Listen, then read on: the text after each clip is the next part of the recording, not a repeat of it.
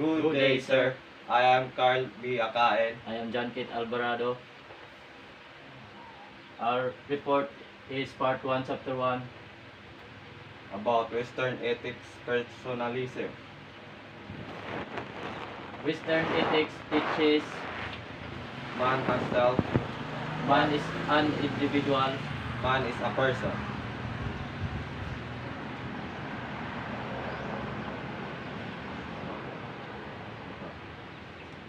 A Greek ethics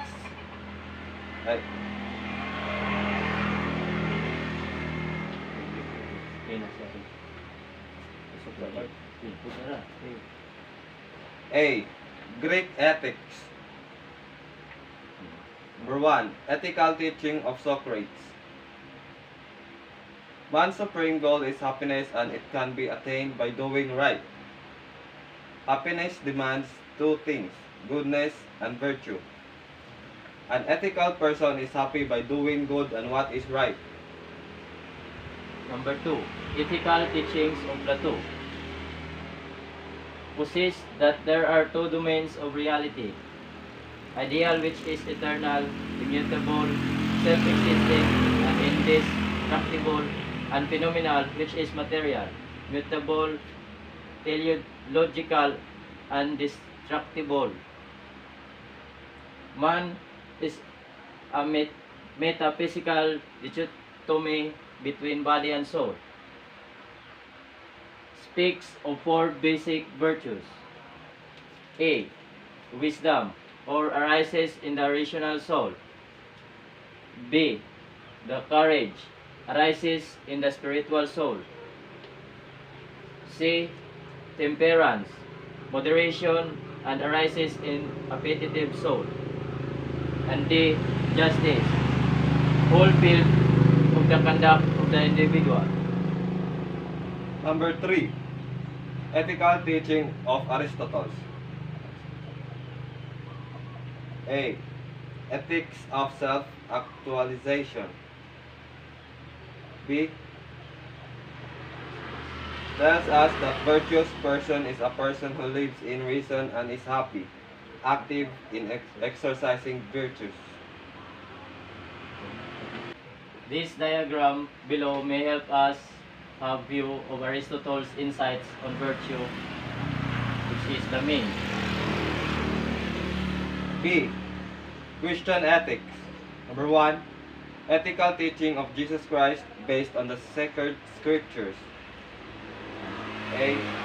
Shows more preference to the poor and oppressed. Ethics of love demands honesty and authenticity. Teaches faith in the Father. Espouses peace and reconciliation. Demands sacrifice and suffering. 2. Ethical teaching of St. Augustine. Takes love as the basis and central point of his ethics. Suggests that man should practice the cardinal virtues called charity of love. Desiring God can give perfect happiness. Number 3. Ethical teaching of St. Thomas Aquinas. Man can and will only do that which is good, or that man can only perform an action which is good. Centered on the concept of natural law, attainment of God's plan and direction, and eternal law, God's plan and direction to all things. Believes that a man should take heed to the voice of conscience. C. Ethical teaching of Immanuel Kant. Contends that moral law is determined by our rational capacities. Believes that good will is an act for duty's sake. Our duty includes obedience, reverence, respect for moral law. D. Utilitarian ethics. Principle of utility serves as a criterion on the sources and consequences of pain and pleasure. Number 1. Ethical teaching of Jeremy Bentham. Bentham's school of utilitarianism. A. psychological hedonism, doing an act in the name of pleasure and avoid actions that render pain. B. Egoistic hedonism, seeking on pleasure despite depriving others. 4 sanctions to guide individual in a healthy inclination for pleasure. A. Physical. Keeps man's physical sensual pleasure within bounds. For a man to reduce his intemperate pleasure or overindulgence through painful experience. B. Political. Requires state laws to restrict overindulgence in pleasure by not transgressing a statute of the state. C. Moral. Keeps man within limits by making him conscious of public opinion. D. Religious. Keeps man desire from pleasure within limits because of the belief in the afterlife and in God. Number 2. Ethical teaching of John Stuart Mill. Emphasis is happiness. Believe that happiness is the most fundamental principle of morality and source of obligation. E. Existential ethics or the existentialism. Gratifying or rewarding already on one's lifetime here on earth. Maintains that man is an initiator of action and man is a subject. That is one of the prevailing doctrines. What matters is how and what one does with his life at this moment and not what will happen to him after his death. F. Dialectal ethics. Well presented by Hegel, Marx, Kant, among others. Man's will is a man's supreme faculty. Values taught are dignity and autonomy of man. Virtues held and maintained are A. Propriety, claimed by Hegel. Man's dignity, claimed by Kant. C. Creativity, productivity, and relatedness to others, claimed by Marx.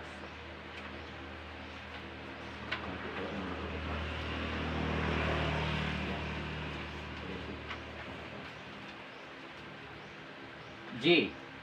Analytic ethics, an old name for meta-ethics or a kind of discipline that investigates the meaning of ethical terms.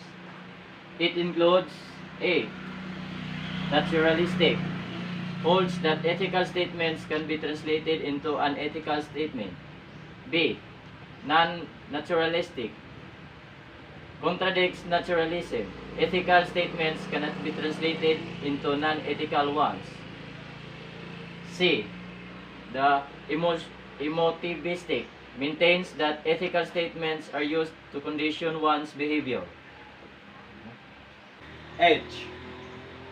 Evolutionistic ethics means fulfillment of man's hopes and desires, more or less akin to dialectical ethics, in that too readily accommodate a concept of change, process that leads to a higher sense of morality. I. Situation ethics. Man is capable of doing good or moral action in the name of love. Recognizes no intrinsic morality and no absolute and objective moral laws. Embraces love as the only absolute principle of moral conduct. Originated in Germany. J. The meaning of good according to George Edward Moore believes that good is good, stands that one need not to use any method or definition in order for one to come to terms with a clear understanding of good, believes in intuitionism, an immediate consciousness of the good. K. Thomas Nagel's concept of solipsism, the association and the impersonal standpoint of morality. own existence is the only thing that's real. Extreme egocentrism. The prudence depends on how one views oneself in relation to one's action. Personal standpoint, often expressed by means of the grammatical first person or the I. Impersonal standpoint, provides a view of the world without giving one's location in it. Should be able to accommodate all phenomena, which includes facts about the subject himself. Solipsism, the view that the first person psychological claims cannot be said of someone else. A metaphysical position denies that supposition that there are other persons beside oneself.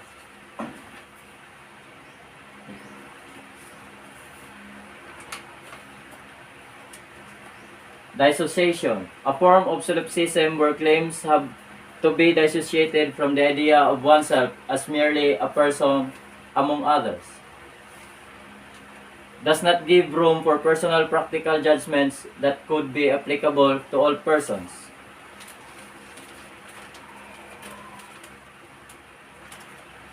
First, personal practical judgments and motivation pertains to the acceptance of a justification for doing or wanting something.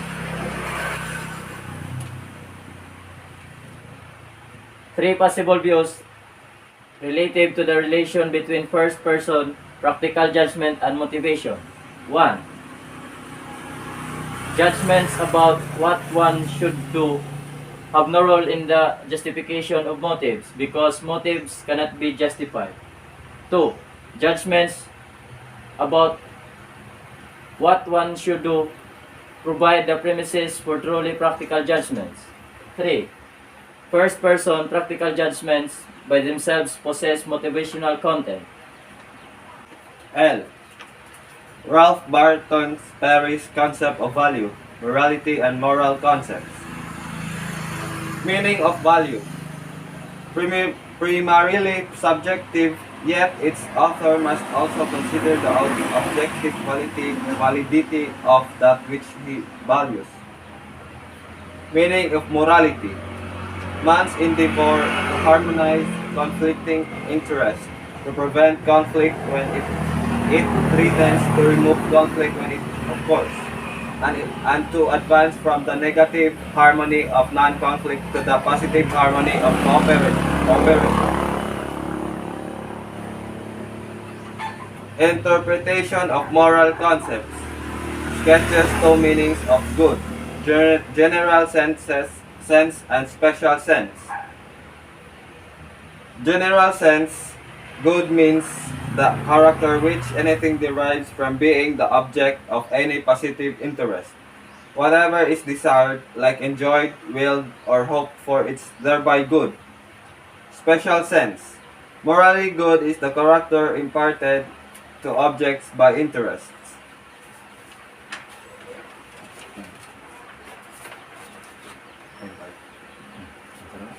M.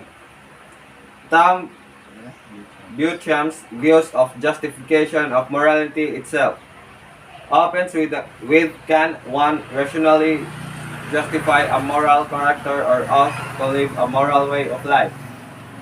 The demand to live a moral life could stand in conflict with our own self-interest, or it could also stand in conflict with our other commitments.